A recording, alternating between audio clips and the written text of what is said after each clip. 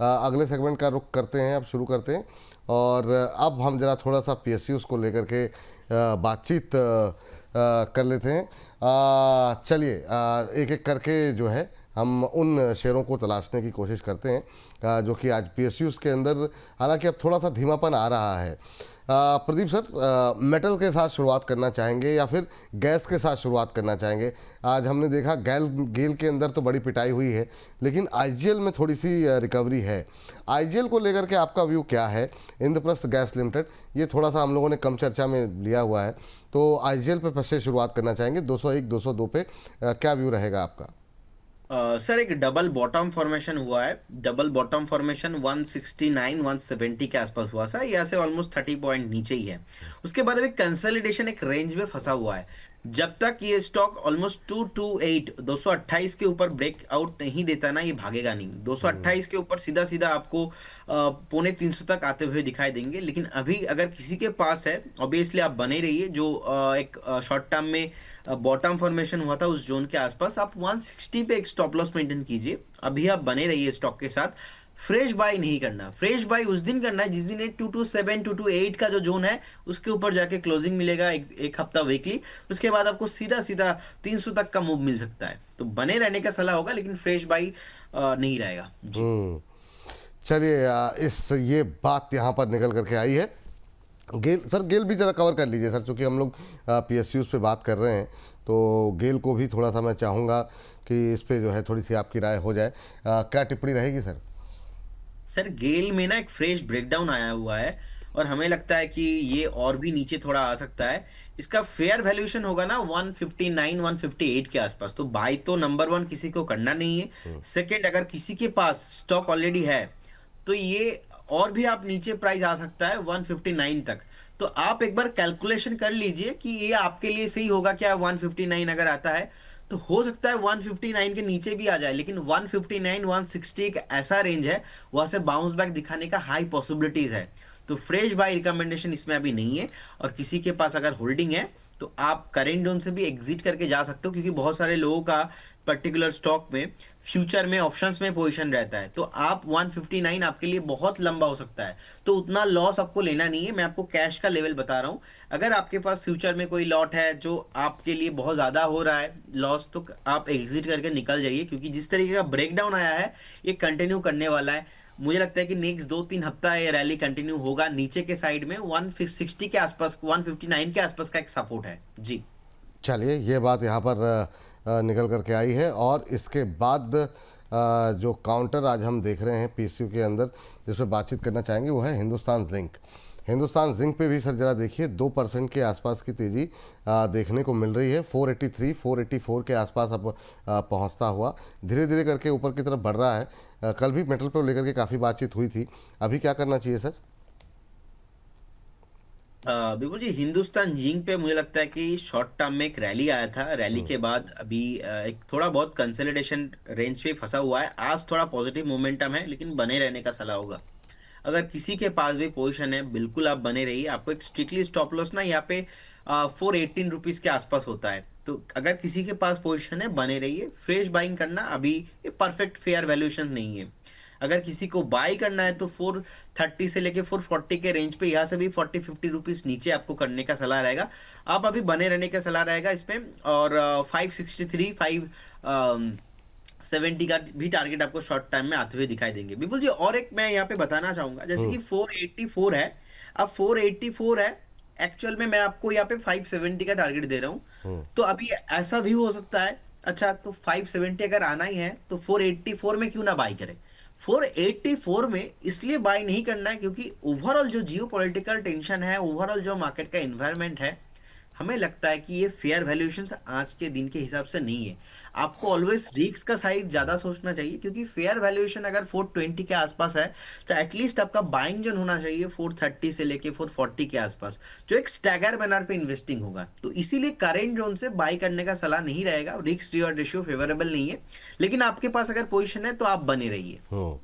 ठीक। इस बीच हमारे एक दर्शक कह रहे हैं सर यूरो का फोर्ब्स का टारगेट हिट भीमेश्वर जी कह रहे हैं। बिल्कुल सर, थैंक यू।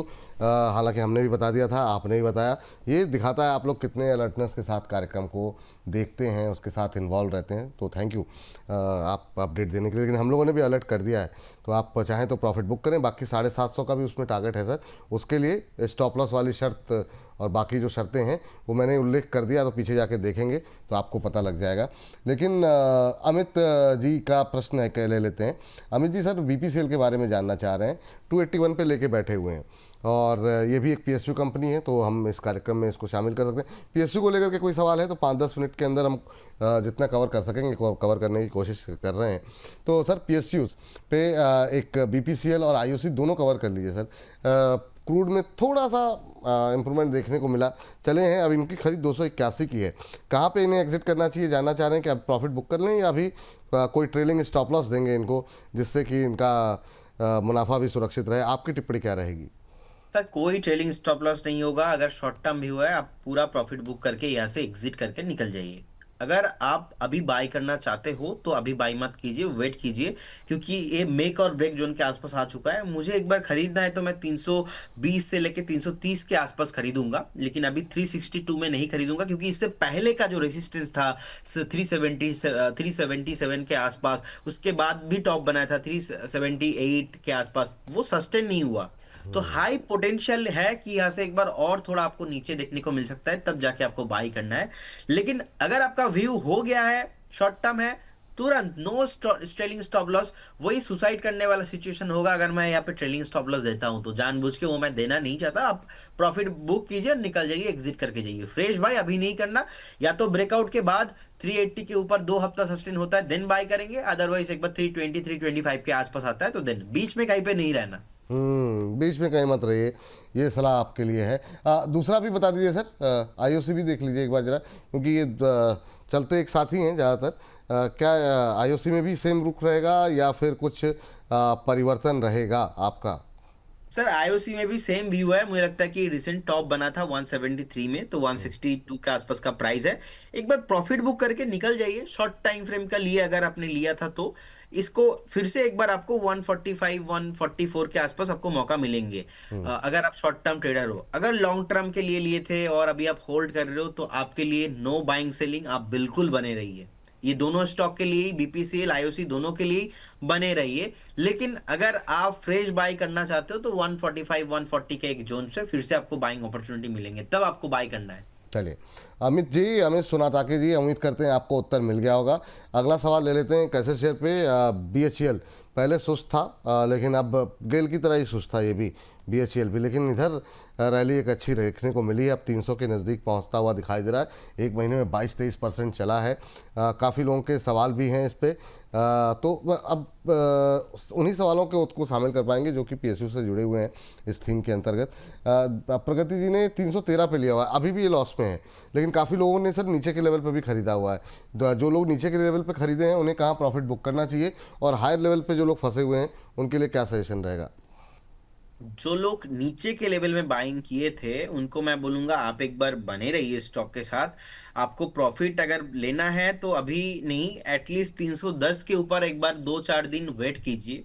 310 के ऊपर जैसे ही ये भागेगा ना, 317 से लेके 325 ये जो रेंज है, इस रेंज के आसपास का एक रेसिस्टेंस है। अब 310 के ऊपर जैसे ही भागेगा, आप 305 307 में ट्रेलिंग स्टॉप लॉस मेंटेन करके रखिए और वेट कीजिए कब ये रेसिस्टेंस को तोड़ेगा ऊपर के साइड में।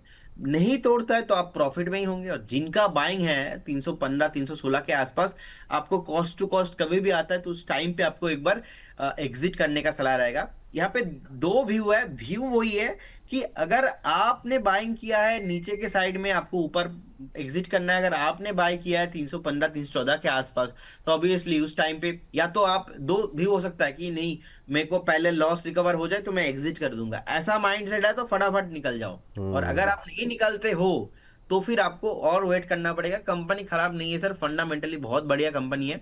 हमें लगता है कि फ्यूचर में तो इसका टारगेट 340 350 भी होने वाला है, but it will take some time, थोड़ा लंबा टाइम हो जाएगा उसके लिए। ठीक, ये बात है यहाँ पर। चलिए अगली कंपनी लेकर के आते हैं, जीआरएससी। जीआरएससी आज क्या है, गूगल के ट्रेंड में भी था, मजबूती के साथ होल्ड कर रहा है और अभी 1.25% के आसपास की मजबूती है, 2823 2824 के आसपास ट्रेड करता हुआ। क्या सजेशन रहेगा सर? हालांकि आपकी राय रेगुलर बेसिस पे इस पे जा रही है, लेकिन ठीक है, क्या टिप्पणी रहेगी आपकी आज की गतिविधि को देखते हुए? बिल्कुल सर, हमें लगता है कि जिनके पास पोजीशन है बिल्कुल निश्चिंत रहिए और बने रहिए, क्योंकि डिफेंस अभी टॉप नहीं किया है, अभी भी उतना एक्सपेंसिव वैल्यूएशन नहीं हुआ है। अब हमें लगता है कि एक बार ये 3700 3500 इसके ऊपर एक बार हमें रिव्यू करना चाहिए, उससे पहले जिनके पास है मोटा मोटा बिल्कुल बने रहिए जी। हम्म, चलिए, ये राय यहाँ पर निकल करके आई है। और सर जरा पिटाई के बाद जो रिकवरी आ रही है एचएल में, कुछ संभावनाएं दिखाई दे रही हैं क्या? अभी क्या करना चाहिए? 1% के आसपास की तेज़ी है, 4526 4527 ये लेवल देखने को मिल रहे हैं। ये आज की रिकवरी पे कोई टिप्पणी आपकी? सर इसका टारगेट तो हमने 5500 7000 के आसपास दिया था, वो कंटिन्यू रहेगा। जिनके पास पोजीशन है आप बने रहिए बिल्कुल, बहुत ही फंडामेंटली बढ़िया कंपनी है और एचएल को लेके कुछ भी टेंशन नहीं होना चाहिए। आज तक देखिए अभी तो कुछ भी प्रॉब्लम नहीं है, प्रॉफिटेबल कंपनी है, अच्छा खासा रेवेन्यू आ रहा है और रिसेंटली थोड़ा बहुत करेक्शन भी आया था। और ये अभी का जो बहुत टाइम से कंसोलिडेशन जोन में फंसा हुआ है, बहुत ही अच्छा है स्टॉक के लिए, क्योंकि जितना लंबा टारगेट उतना ज्यादा कंसोलिडेशन होता है। ये मार्केट का बिहेवियर है, ये नेचर है। तो बिल्कुल बने रहिए, हमें लगता है कि जो जो मैंने टारगेट दिया था 6800 7000 के आसपास, उसके लिए बिल्कुल बने रहिए। एक बार बीडीएल भी चेक कर लीजिए सर, फिर बैंकों पे थोड़ी सी बात कर लेते हैं। बीडीएल पे अभी क्या व्यू निकल करके आ रहा है? यहाँ पे कोई संभावनाएं हैं? यहाँ पे क्या टारगेट रखनी चाहिए? सर हमें लगता है कि इसका टारगेट होना चाहिए short term to mid term के लिए ऑलमोस्ट 1857। उसके बाद लगता है कि एक बार आपको जो 2050 के आसपास का टारगेट है वो, उसके बाद भी ऑल टाइम हाई आपको आते हुए दिखाई देंगे। अभी आपको बेचना नहीं है, जिनके पास पोजीशन है बिल्कुल बने रहिए। एक्सपेंसिव महंगा वैल्यूएशन डिफेंस में उतना अभी नहीं हुआ है, जब होगा उस टाइम पे फोमो में नहीं आना, उस टाइम पे आपको एग्जिट करना है। अभी तो क्लियर कट आपको होल्ड करके रखना है। चलिए ठीक। अच्छा, बहुत लोग नाराज़ भी हो रहे हैं कि सवाल नहीं ले। सर सवाल के लिए 1 बजे से लेकर के 2 का समय है। मिथुन जी का एक सवाल ले लेते हैं, मझगांव डॉक सर जी। हाँ, ये सिर्फ मतलब बीच में कहीं हमको नज़र पड़ गई तो बिल्कुल जो है पीएसयू से जुड़े हुए कोई सवाल होंगे तो इस सेगमेंट में शामिल कर लेंगे। सर मझगांव डॉक, उस पर क्या टिप्पणी रहेगी? 2690 का प्राइस है विपुल जी, इसको भी होल्ड रखने का सलाह होगा। लेकिन फ्रेश बाई करना कोई भी डिफेंस स्टॉक्स में अभी इमीडिएट लेवल पे आपको नहीं करना नहीं है। करना है। अगर आपके पोर्टफोलियो में आप डिफेंस स्टॉक रखना चाहते हो तो 7 से 8% का एक वेटेज मैक्सिमम ओवरऑल पोर्टफोलियो का होना चाहिए, क्योंकि लोगों के पोर्टफोलियो बनाना नहीं आता तो इसीलिए भर भर के पोर्टफोलियो में रख देते हैं, तो उनका पोर्टफोलियो बाद में उल्टा पल्टा हो जाता है पूरा एकदम, बहुत ज्यादा प्रॉफिट या तो बहुत ज्यादा नुकसान में हो जाते हैं। तो हमें लगता है कि इसको भी आप बने रहिए, कुछ प्रॉब्लम नहीं है, बने रहिए। डिफेंस मोटा मोटा टॉप नहीं किया है, 2689 का प्राइस है, इसका भी आपको 3350 3400 के आसपास प्राइस आते हुए दिखाई देंगे। नेक्स्ट मुझे जो भी अभी तक सा डिस्कशन हुआ है, अगर कोई भी डिफेंस काउंटर को बेचना है तो मुझे लगता है कि मैं 52 एक हाई एंड उसके ऊपर ही बेचूंगा। डिफेंस एक थीम है, 2047 का एक थीम है, वह थीम अभी टॉप आउट नहीं किया है। हमें लगता है कि जिनके पास भी पोजीशन है, आपको जो भी स्टॉक का नाम अभी तक बताया गया है, आपको वेट एंड वॉच करना चाहिए, ठीक। आपको और हाई मिलेंगे इसमें। बैंक ऑफ इंडिया सर, अभी एकदम से लोअर लेवल से रिकवरी आ रही है और हर्ष भी आ चुके हैं, तो अब फटाफट 1-2 काउंटर पे व्यू जानना चाहेंगे। बैंक ऑफ इंडिया देख लीजिए, कैनरा बैंक 152 भी क्रॉस कर गया। यहाँ पे कहाँ पे एग्जिट करना है? और अभी भी लोग कह रहे हैं कि क्या एंट्री कर सकते हैं। तो पहले तो बैंक ऑफ इंडिया 147-48 पे, दोनों के भाव आसपास ही हैं। दोनों में से अगर खरीदने के लिए चुनना हो तो कोई है, या दोनों में ही महंगे हो गए हैं? सर दोनों में ही हमने बाइंग कॉल दिया है और कैनरा बैंक हमारे मॉडल पोर्टफोलियो में भी है और आपसे डिस्कशन भी हो रहा है बहुत दिन से, और डेली डिस्कशन में एग्जिट कब करें। 135 में भी बहुत सारे लोगों को महंगा लग रहा था, मुझे महंगा नहीं लग रहा है। 152 में भी मुझे लगता है कि अभी तो बस खेला सर स्टार्ट ही हुआ है। 200 आपको बहुत जल्दी आते हुए दिखाई देंगे, बट होता है एक एक स्टॉक का एक नेचर होता है। मुझे लगता है कि कैनरा बैंक अभी 152 and bank of India almost अभी 147, दोनों स्टॉक ही अगर किसी के पास है बिल्कुल आपको बने रहना चाहिए। I will not change my statement next 6 month PSU bank को लेके, मैं चेंज नहीं करने वाला सर। मुझे लगता है कि बने रहना चाहिए, नहीं नहीं, पीएसयू बैंक आप पे रैली कंटिन्यू रहेगी। बिल्कुल बिल्कुल आप अपने स्टेटमेंट को चेंज मत कीजिए, लेकिन आपका ये टेप रिकॉर्डर हम बार बार प्ले करते रहेंगे, नए नए लोग आते रहते हैं, वो भी उसको सुनते रहें और समझते रहें, ताकि फिर लोग पुराने स्टेटमेंट जाकर के आपके देखें तो उनको समझ में आएगा। लेकिन कई सारे लोग हमारे साथ नए जुड़ते हैं तो उनके लिए भी सर अच्छा एक चीज़ और, पीएसयूज बैंक के लिए जब आप रिसर्च वगैरह करते हैं, कहीं कोई अपॉर्चुनिटी अब दिखाई दे रही है या आपको लग रहा है कि अब फोकस शिफ्ट होगा प्राइवेट से लेकर के अब उसकी तरफ, प्राइवेट के पीएसयू से लेकर के प्राइवेट की तरफ? आज एसबीआई में भी 1% के आसपास की तेजी है। एसबीआई पढ़ते हुए जरा मैं चाहूँगा कि आप ओवरऑल पीएसयू बैंक पे अपना व्यू दे दें। देखिए, ओवरऑल पीएसयू बैंक पे मेरा पॉजिटिव व्यू है सर। और मुझे लगता है कि देखिए, अभी बाय करना मतलब जहां पे मैंने बाय दिया था सर वहां से तो ऊपर आ चुका है। अब यहाँ से बाय देना, मैं एक बार करेक्शंस के लिए वेट करूंगा। अब जरूरी नहीं कि करेक्शंस आएगा ही, हो सकता है कि करेक्शंस ना आए। अब करेक्शंस नहीं आएगा तो अभी अगर हम्म। फ्रिज। मैं किसी को बोलता हूं कि आप वेट करके जाइए एक बार, फिर से उनको लगेगा कि सर आपने क्यों नहीं बताया था कि ये करेक्शंस तो नहीं आया है, और आपने फटाफट फटाफट भाग गया स्टॉक, तो आप करेक्शंस के लिए वेट करने के लिए बोल रहे थे।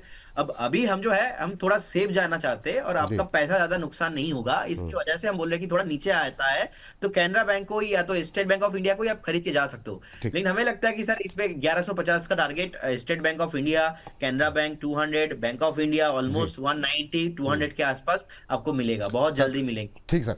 सर एक चीज़ मुझसे मिस हो गई, एमआरपीएल चेन्नई पेट्रो, ये मैं गलती से मिस हो गया मुझसे। फटाफट अगर कोई अगर खाली लेवल्स बता दें, बाकी ऑलरेडी हम लोग टाइम थोड़ा सा एक्सीड कर चुके हैं, तो 1 मिनट के अंदर दोनों पे अगर हम 10-10 सेकंड की टिप्पणी हो सके तो। अगर किसी के पास शॉर्ट टर्म का व्यू था तो आप निकल जाइए, हमें लगता है कि ये और थोड़ा प्रॉफिट बुकिंग देखने को मिल सकता है। 131 132 के आसपास फ्रेश बाई करना है। और चेन्नई पेट्रो सर बहुत पहले मैंने बता दिया था 1000 के आसपास टॉप बन चुका है, इसको भी आपको अगेन 820 830 के आसपास मिलेंगे।